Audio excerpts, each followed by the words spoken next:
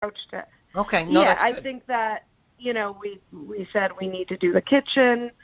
That's something we might not have been able to do beforehand because we actually had we ran into a lot of difficulties with the kitchen, so it Yes, you did. cost a little bit more than we thought. So, and then also as far as college for our kids, our son is going to a school that's going to be more expensive than we might not have been able to send him before this to this school. So, we were able to just say apply to where you want to go and we'll figure it out after.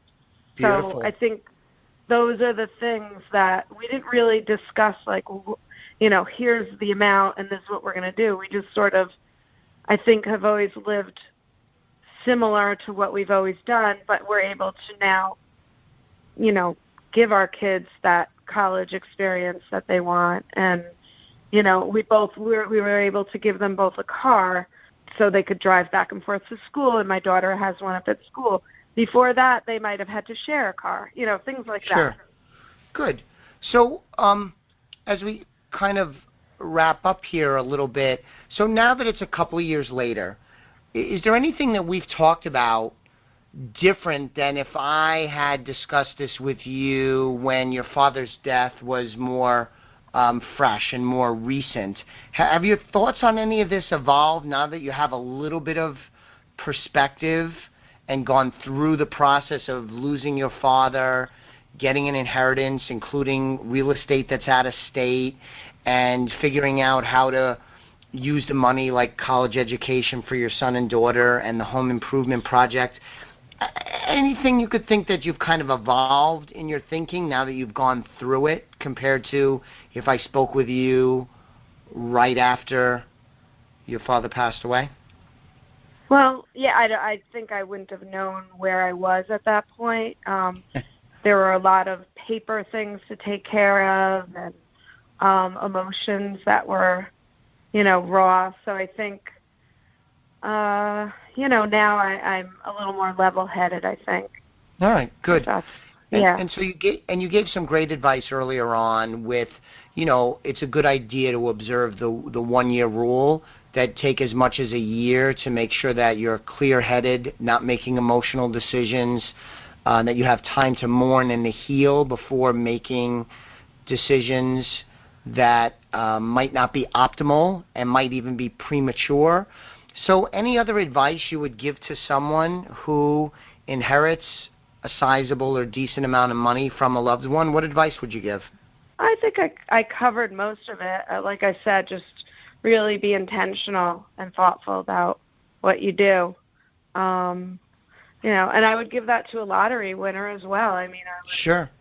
Mine wasn't like that amount of money, but it just, I just think you need to think and not blow it and then later on say, oh, I should have done this, or I should have, could have, would have, Sure. No, and, we talk a lot on a podcast, and by virtue of my financial planning practice and background is intentional. We could also insert, have a plan. Don't blow the money. Don't have regrets later on that you would have, should have, could have. I think you even used that term earlier in our conversation today. And to be intentional, to have a plan so that you could benefit from the money today, to also take advantage of fulfilling other priorities that you have, to take advantage of other options that might be opened up with this newfound money, like you used the example with the 2 cars. So I think that's great advice, and it fits into what people generally should do about being intentional, have a plan with your money.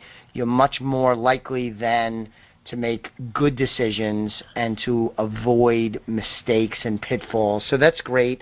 I know this was kind of a personal subject, so Ronni, thank you so much for joining me today. I really appreciate it, and I think my listeners will get a lot out of listening to this episode. So thanks much.